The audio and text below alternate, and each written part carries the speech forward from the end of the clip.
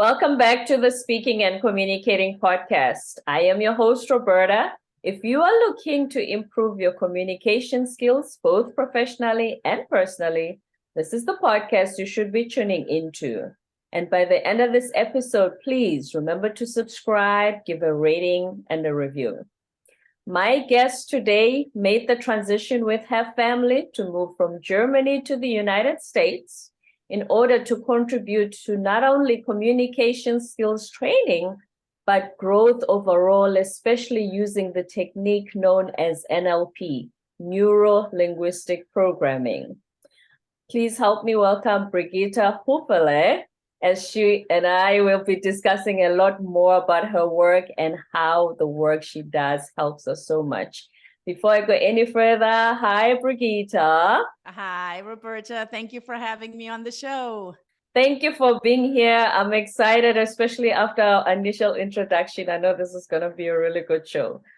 But Yes. before we get into it, please introduce yourself. Okay, my name is Brigitta Hoeferle. As you already said, a lot of people go, well, that's certainly not US or English. Yes, you guessed right. Brigitta is actually a Swedish name, and I am from Germany. I have no Swedish roots whatsoever. I am through and through German. I am married to a German. We have 2 German children who are very Americanized at this point.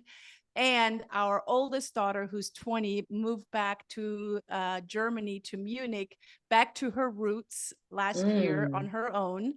And she lives in Munich now, where she was born. Oh, wow. Is she working, studying? She's doing both. She's working. She's a barista. She's an actress. She's a great lady. Oh, that's young lady. wonderful. And when did you move to the US?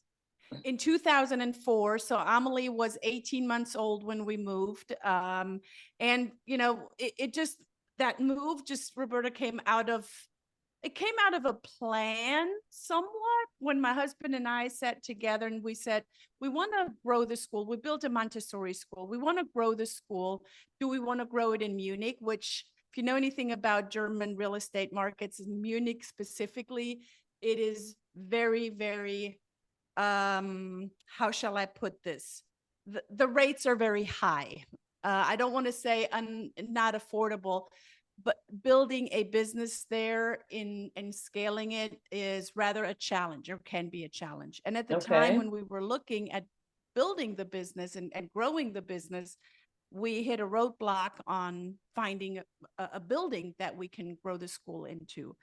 And that's when my husband and I said, well, we've always wanted to move to the United States. Why don't we do that now? And an action taker as I am, I started building a business plan for the US and started just, putting a forecast together. What would it cost to move all of our things to the United States? So once we had a plan, we did it. And we made the decision in December of 2003, and we moved in April of 2004. Wow, fast action takers. Yes. Yeah, we didn't lose a whole lot of time. And coming to the United States to build a business, that was a bold move. We did it on our own time and dime. We're not expats per se. We didn't have a company. Not sponsored by somebody. None of that. None of that. And then, speaking of Montessori, I remember, I think it was late 90s, the first time I heard the term Montessori. And back home, I'm South African. And back home, I remember if you took your kid to a Montessori school, you paid tons of money compared to a regular public school. And they used to explain that it's because they focus on how kids learn. And I think back in the 90s, it's not like it is now. We didn't have this thing of, kids learn differently. People absorb information differently. Would you like to explain to us what exactly the idea of Montessori is? Yes. So Maria Montessori developed the methodology in the 1930s or she was born she was born a little before that. So probably late 1940s, 50s. Mhm. And she is Italian, and she took in the children that were most rebellious from the streets of Italy, the streets of Rome. And there were a lot of children that were, just robbing, being rebellious, being frustrated with the whole situation of not having a mom or a dad, or not having either one. And she took these children in and she gave them meaningful things to do. And out of that, she, which was part of her research, she saw that when children are doing things the way that someone takes time to show them, and then they can figure out the next steps by themselves, that actually serves something within them where they feel a way of, I can do this. I belong. I can do this. And it cuts out the frustration. So when Maria Montessori developed the methodology and then started building the first Casa dei Bambini, which is the first school for children, she developed the methodology of many teachers that are teaching children one-on-one. So there's not in the traditional school, Roberta, you have one teacher and a classroom full 35 kids. Right, 35 kids. And all of the 35 kids follow this one teacher. Now, if this is a great teacher, I had some great teachers. And if this teacher, right, I'm pretty sure you have too. Of course, we've all had great teachers, and we all had some of the teachers where you're like, what the heck are they doing, right? But the great teachers, they understand that not all children absorb information the same way. And not all children take the same time to absorb the information the same way. Not all children are made to sit still the entire day. I would say, 3/4 of the children overall are not made to sit still all day. Children, can lay down in a Montessori school to work, or kneel at a table, or stand up, or move while they're absorbing the information. So there is not one right way. Now, in order to accommodate that takes knowledge, that takes skill, that takes more teachers. That's a lot more work than one teacher to many children. And that's where the increased cost in Montessori schools comes in, because you have, for every 7 students, we had one teacher. Oh, yeah, you see the ratio is very different. Yes, compared to public school. Exactly. And out of that, now we've had the school for almost 20 years. We see our children, we have created our own case studies now. We see the children that have gone through high school, even if they have not gone through all the way through Montessori, because our school now ends at middle school. These children are really the foundation of knowledge that they have, and the confidence in their knowledge is just so rich and so deeply rooted that they're already set up for success. Wow. Where here in the States, Roberta, we put a lot of money in for our kids to go to university, when the true learning actually happens in the early years and not in the later years. When we set a really good foundation, I'm not saying we don't need to send our children to university. It's not what I'm saying. Yeah. But we got to create a great foundation. I mean, no one would build on sand. You have to pour a really good foundation in order to build a good structure on sand. So we need to do the same for our children. Now, how does that translate into adults? Yep, that was going to be my next question.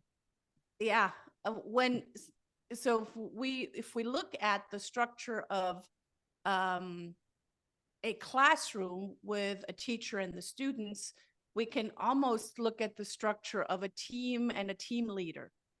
You have the team leader, and you have the team members that are following the team leader. Right. Maybe, employees or team however you Project team, yeah. however you want to put that together and name it. But it's the exact same strategy, because if the team leader doesn't have the knowledge that each of his or her team members absorb information differently, value things, have different value system, have different belief systems, appreciate a different process, that it's not all the team, it's not what everything that the team leader says, but that it's each individual team member can have some sort of ownership. That's not on the team member. That starts with a team leader, and the team leader really relating to the team members and not vice versa. Mm. And does that also mean that the team members must be aware of themselves enough to communicate to the team leader and say, hey, this is how my process is if I work on a project? To Yes, help him now, manage this team and put everything together and everybody together. absolutely. And whose responsibility is that to make each team member aware of that? We cannot put that on our employees. We cannot put that on each individual team member, because they just, if you ever look at the knowledge pie, imagine a circle like a pie, and a small sliver, small piece of that pie is the things that we know, and another small sliver of that pie is the things that we know that we don't know. Right. So we're going on that journey of learning it. The biggest chunk of that pie are the things that we don't know. So, excuse me, if I'm hiring someone, or if I am onboarding someone in my team, it is not up to them to already come equipped with, hey, this is what I value. This is my belief system. This is my mindset. We're going to come back to that word later. Yes.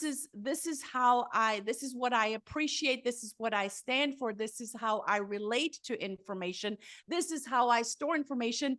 99% of people don't know that stuff, because they don't even know that that's a thing.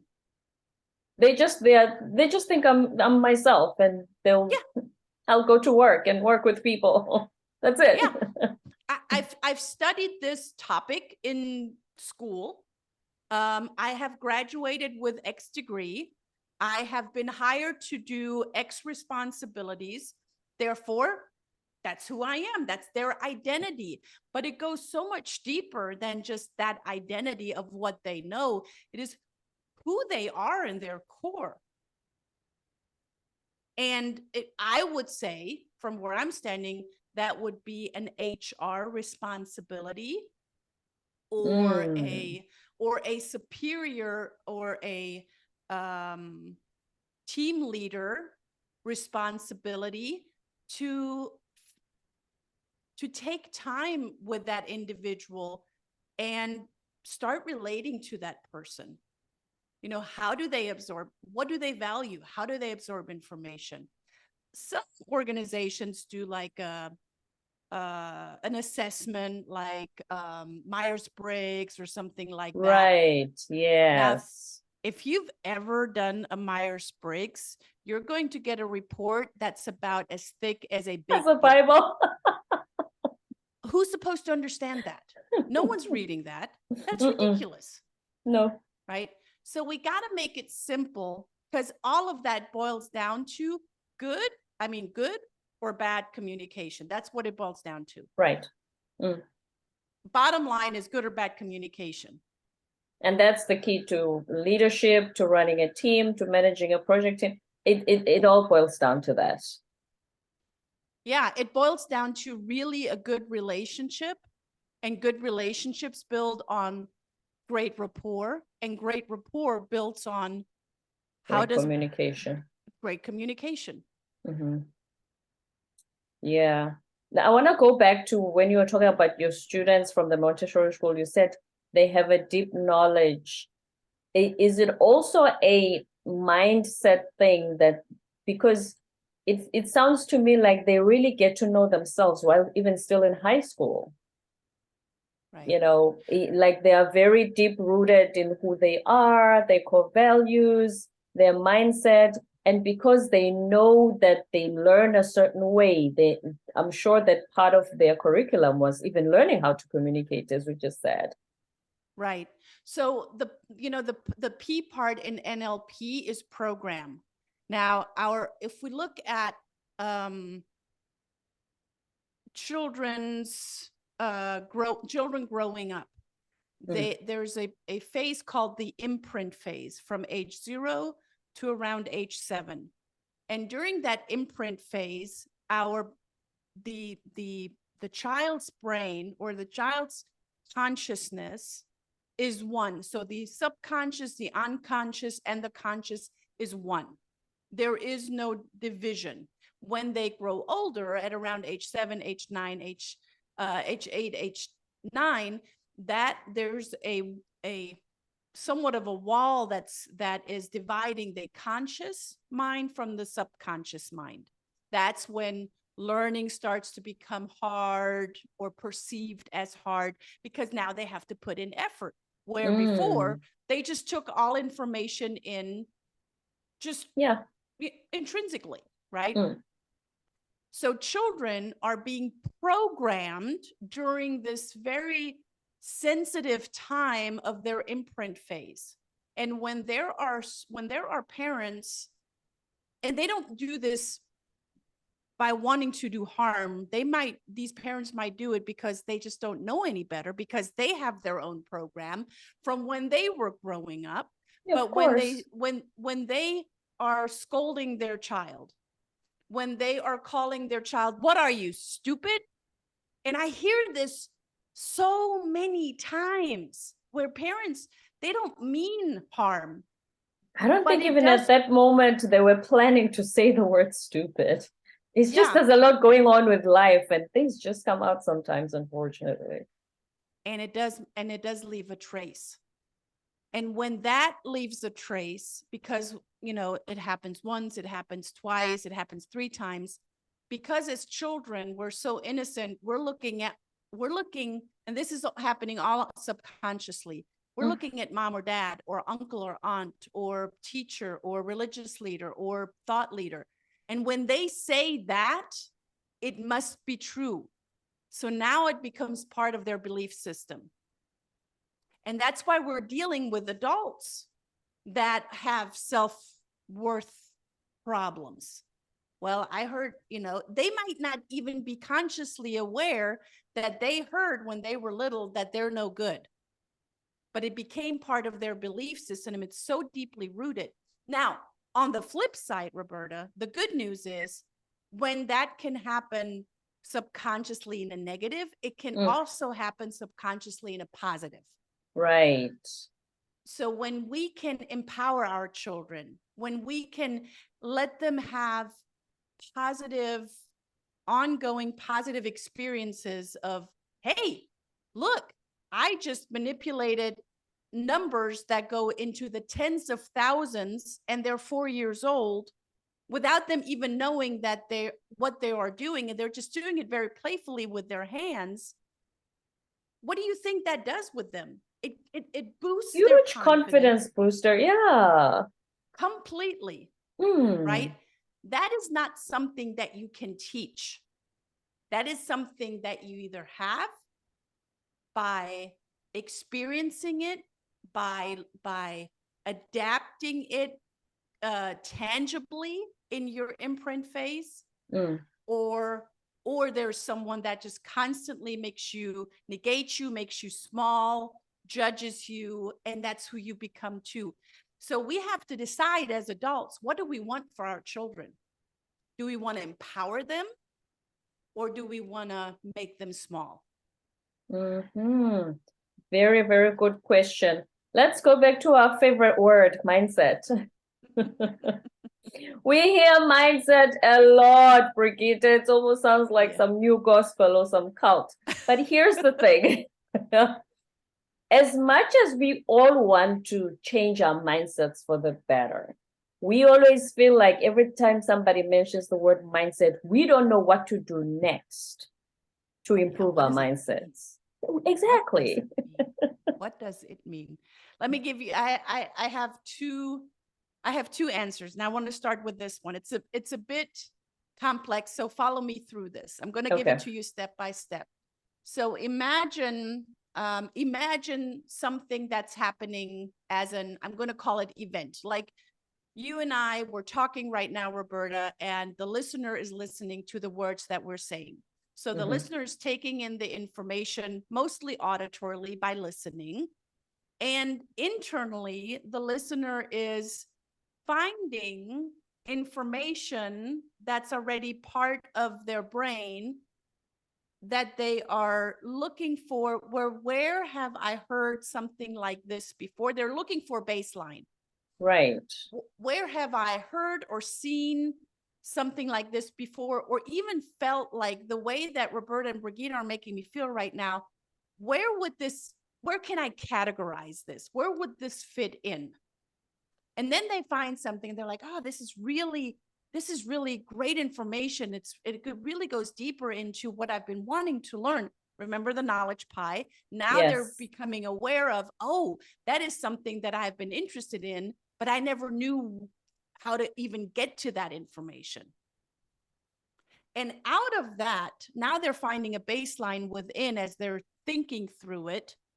They are creating an internal representation of the outer presentation, which is you and I talking. So you and I talking is the outer representation, but the person listening to us, and I'm talking about an individual person because each person has their own baseline, has their own experiences, has their own value system, has their own belief system, has their own culture, has all of their own little things that only that person is equipped with. And that individual person is making an internal representation of what they are taking in, mostly auditorily right now by listening. And through that internal representation and looking for the baseline and looking for where would this fit in my little file cabinet, also known as brain, so I can keep it. Out of that, they are creating their own, here's the word, mindset. They are setting their mind of what are they going to do with the information they have just absorbed. And is that what we call, sorry to interrupt you, is that what we call decoding a message? Meaning, if I sit with you and we listen to somebody else, a third party, you will, and they say, Brigitta, please repeat what the person said. You will say something different from me, and yet we are listening to the exact same person. Yes, exactly. And none of us are right or wrong. It is only what we have heard and what we are able to make meaning of. So you're right. We're constantly decoding information, and that happens in nanoseconds for us to then encode it and apply it. The encoding is the representation of the presentation that we've taken in. Right.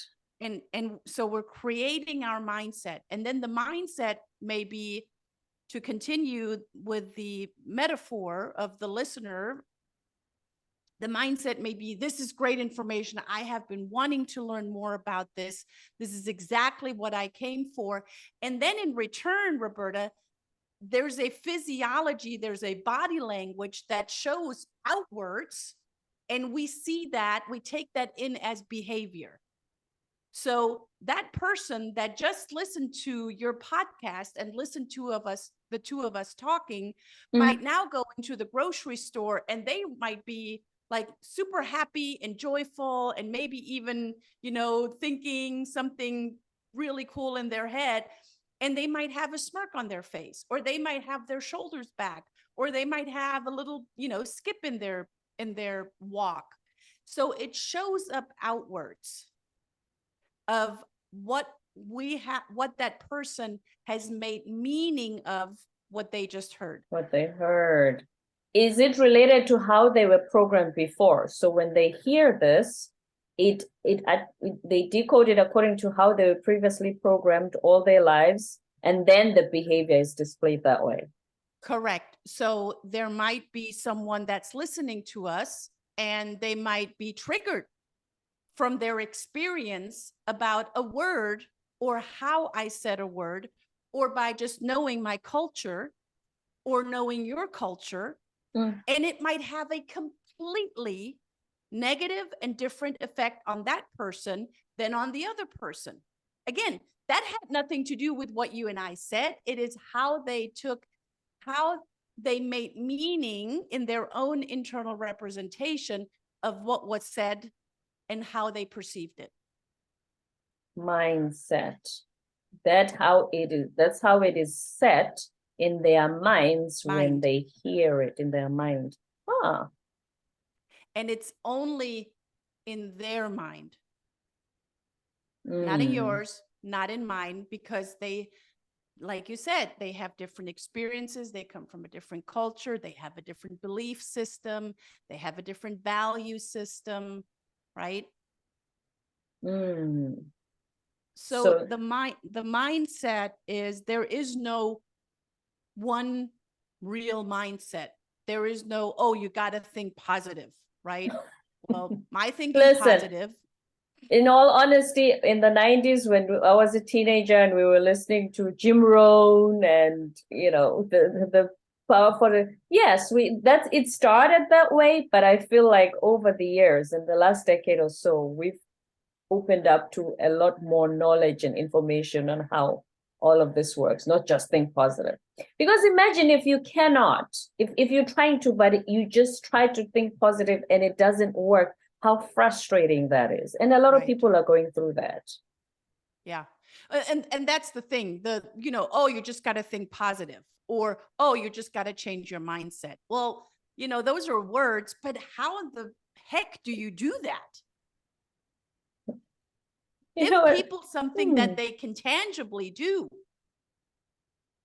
And that's another thing is, a lot of people want to change for the better and want to improve something in their lives. Why do you think we always go back to our old habits? No matter how badly I want to do it, Brigitta, I promise you, tomorrow I will wake up and do better. How is it that it's this automatic going back to old habits again? It's the programming, right? It's our belief system and it's the programming. Robert Dilts wrote many great books. He is one of Richard Bandler, who's the co-founder of neurolinguistic programming. Right. Robert Dilts came up with the neurological levels, and the neurological levels are a great framework for change and change management. And he visualizes it in a triangle. Imagine a triangle, and there are 6 bars within that triangle, from the bottom all the way to the top. So the triangle is in 6, it's split in 6 equal pieces all the way to the top. The bottom piece is the environment. And after the environment, if we go up one notch, is the behavior. And after behavior, one notch is our capabilities and our skills. And after capabilities and skills is our beliefs and values. After beliefs and values is our identity. And all the way at the top of the triangle is our mission and purpose. It's why we are here and what we're here to do.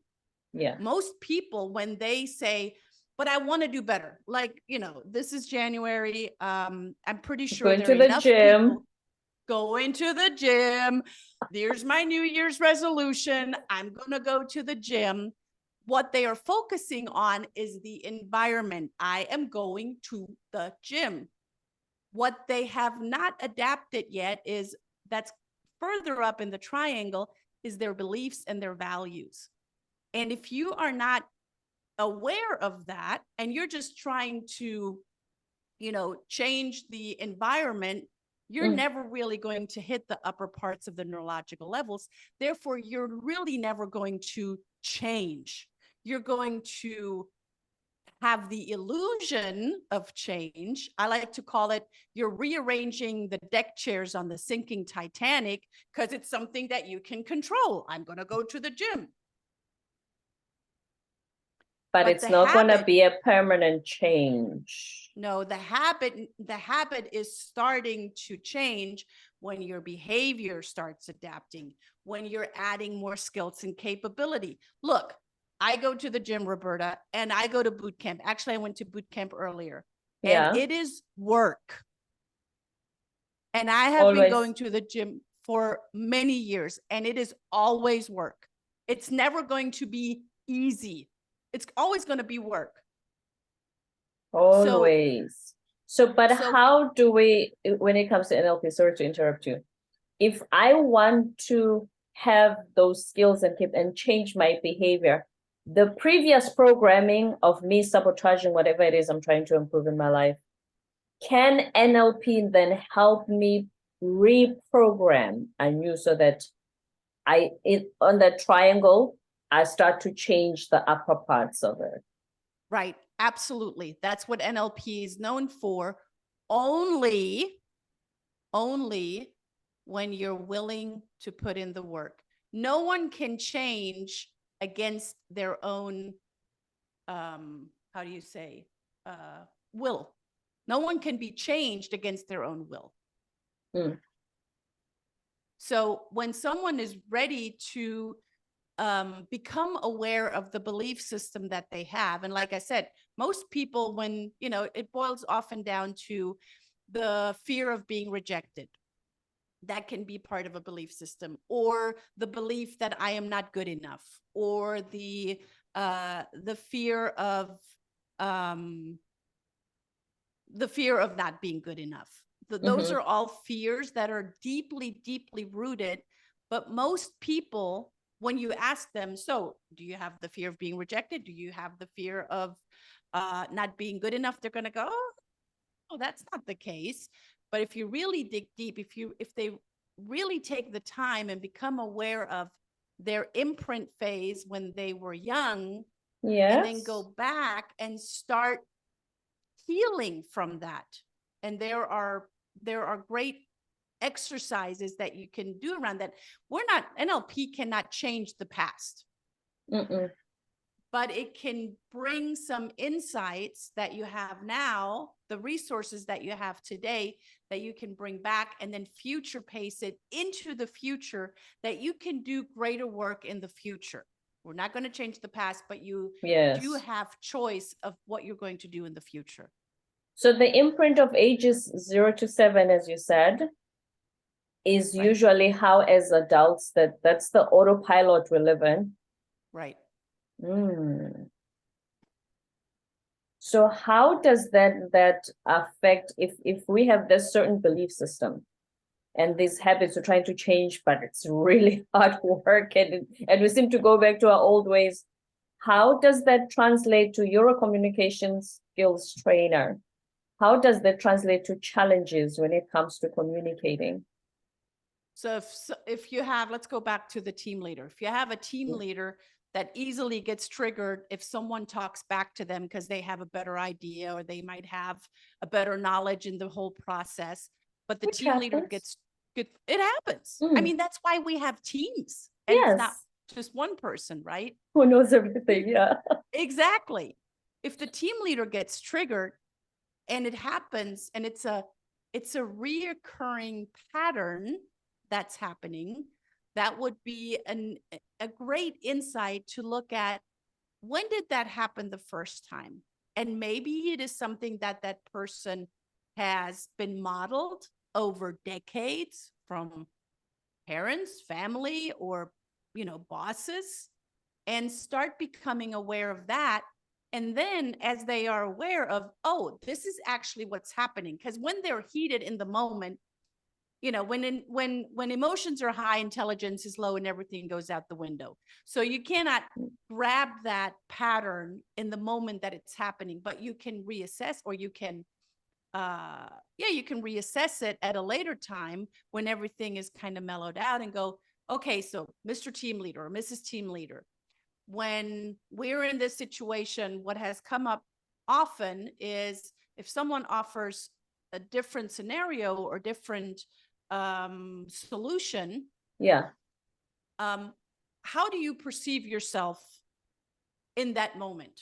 So rather than telling them what's happening, ask them, how are they perceiving it? And then they might think back and they go, every time someone says something and has a better idea, I feel like I'm not good enough, or I feel I get triggered by, well, but I'm the team leader. I have to have it all together, and everything is falling apart because someone else has a great idea. So you're getting information, you're getting insights of their internal representation of what was happening. And through that, they might become aware of, man, this is happening over and over and over again. How can I change that? So you notice the pattern. Yeah. And then you change out, then you change out one little piece in the pattern. A pattern, imagine domino pieces being rowed, you know, so if you push over the first one, the rest of the domino pieces kind of, you know, follow. Right. That's often when we're in a situation like the team leader, and the outcome is, hey, let's find a great solution, how we can work together and put in this process as a team.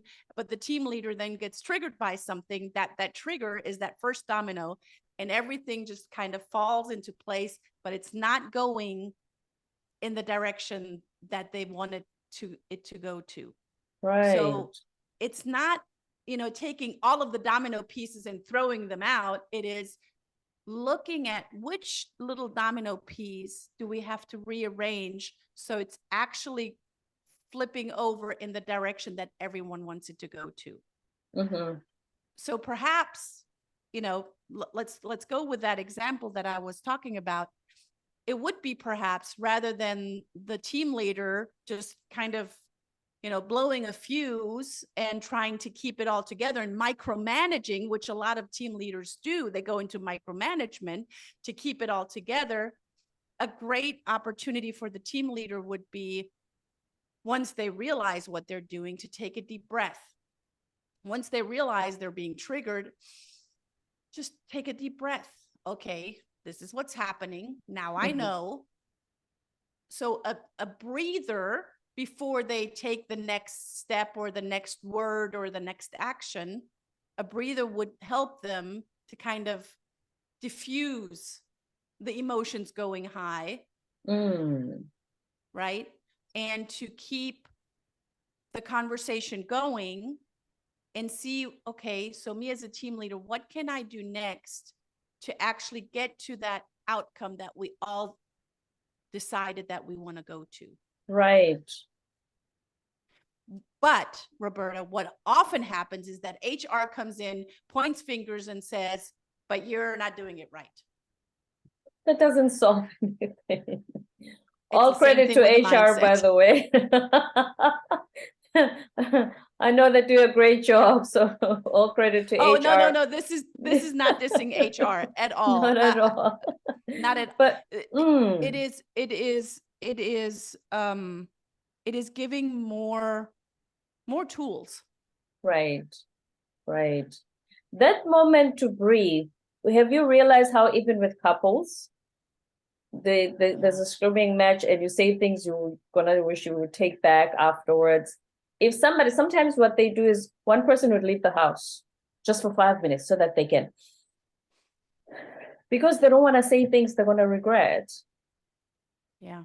You know, I teach a lot of individuals and teams, and I like to say, I'm going to give you a gift, and the gift is silence.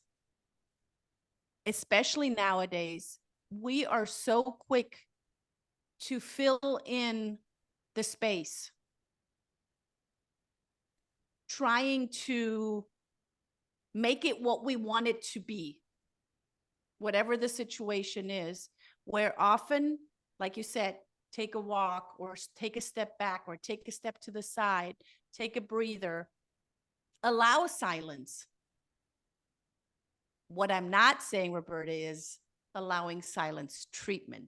That's very different. That is very different. In That's not fact, what I'm remember saying. when we spoke at first, and I said the first time I had about NLP was back in the 90s. I had a friend, I was in my 20s, and she said to me, "You're a people pleaser. You need to do something about it. Otherwise, life is not going to be good for you." And she practiced a session on me. It was a few minutes, but I don't know what she did. I just remember closing my eyes, and there was a moment I cried.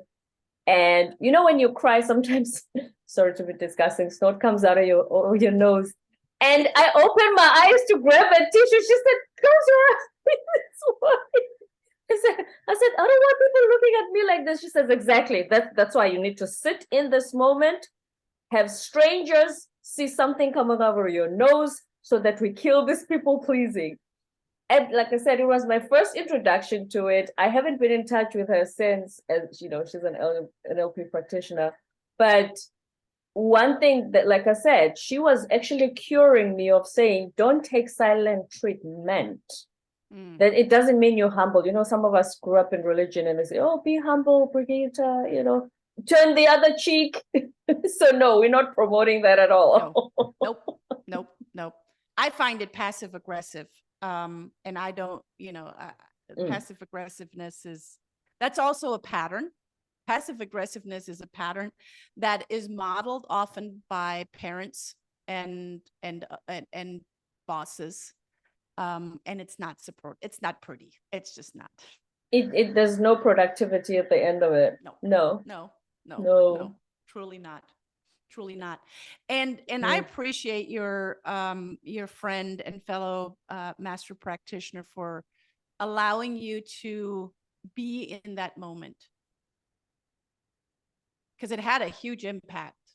You're still talking about it. It happened in the 90s. Imagine it. Trust me, it was not pretty. And that's the other thing. We are so afraid to sit in discomfort. I think that's when it hurt the most at the time.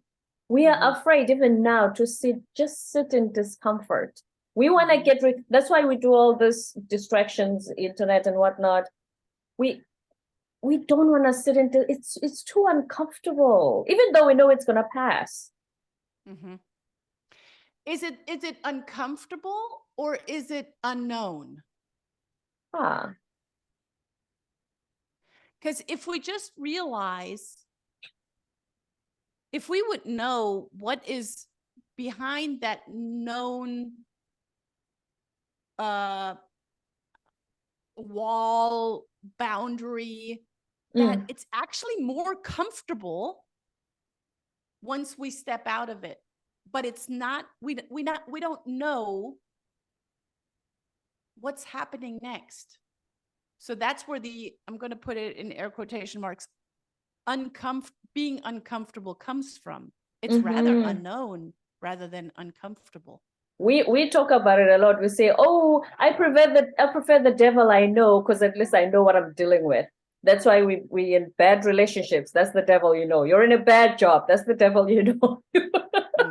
It's the devils I know. I know how to. I've learned a system, a coping mechanism. Bad as they are, uncomfortable as they are, because the thing that I don't know is a little scary. I think we're control freaks to a certain extent. That's why the unknown is scary, maybe. There are different personality types that value risk, and there are personality types that are more risk averse.